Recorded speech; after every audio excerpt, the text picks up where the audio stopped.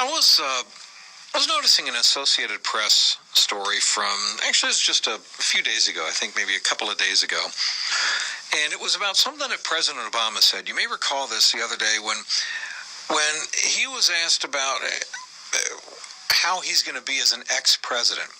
And, I don't know if you folks are aware of this, but there is a long-standing tradition and protocol that when a president leaves office, you keep your mouth shut. By and large, you keep your mouth shut. You don't make things more difficult for the president taking over. You don't become a pundit criticizing and second-guessing him, because what you do is you undermine the new president's effort to move their agenda. That's why, if you remember, when Barack Obama was elected in 2008, when he was inaugurated in January of 2009 and George Bush left, Barack Obama started undoing pretty much everything that George Bush was trying to do, right? And was doing things way differently than George Bush would agree with. Yet George Bush refused to criticize Barack Obama. And even when reporters would ask him, what do you think about Barack Obama doing this or whatever? Remember what George Bush always said? He said, look, being president is a tough enough job, and it would not be appropriate for me to comment on the job that he's doing. And that's it. That's it. That's the right thing. That's the respectful thing. That's protocol. Barack Obama's already setting the stage for the fact that he's not going to follow, he's going to violate this protocol. As Associated Press reports, quote, President Barack Obama said Sunday, he doesn't intend to become his successor's constant critic, but reserve the right to speak out if President-elect Donald Trump or his policies breach certain, quote, values or ideals, end quote.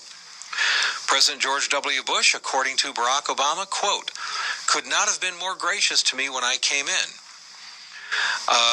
But, Obama went on to say, quote, as an American citizen who cares deeply about our country, if there are issues that have less to do with specifics as some legislative proposal or battle, or go into core questions about our values and ideals, and if I think it's necessary or helpful for me to defend those ideals, I'll examine it when it comes.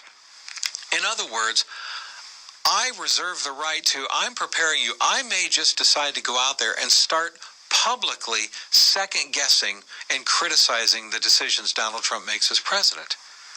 He's already setting the stage for somehow him feeling that it would be right or appropriate for him to do this. And liberals, they're going to welcome it. They're going to absolutely welcome it. It's not going to occur to them to go, wait a minute, this really isn't right. I mean, George Bush didn't do this. Is Barack Obama going to do it? So, bottom line, President Obama, my own opinion, I don't think he's going to give Trump the same respect that George Bush gave him. I think he is going to break this long-standing tradition and protocol about keeping quiet, which I think is going to be a shame. Now, I looked at that in the Associated Press story. But then there was another thing I looked at the Associated Press story as well about Supreme Court nominees and what's going to happen there. And I don't have time right now to get into all of that. So maybe next week sometime I'll get into that in a little bit more detail. How are the Democrats going to handle Donald Trump and who he names to replace Antonin Scalia? Are they going to filibuster or not? So we'll have to wait and see. But I do believe, though, I do sincerely believe that that President Obama needs to do the right thing. He needs to treat Donald Trump with the same respect that George Bush treated him when he left office, which is to accept the will of the people. The American people have decided. The American people have voted.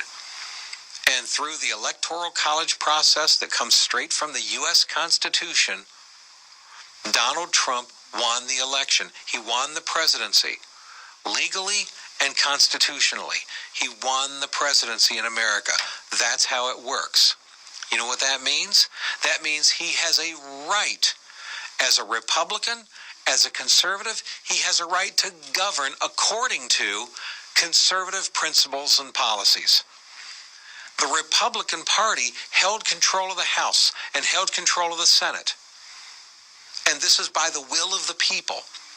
That means they have a right to govern according to Republican Party policies and principles. When Democrats had control, they governed, folks, they governed according to Democratic Party principles and ideals. That's what they did. Now, conservatives complained about it.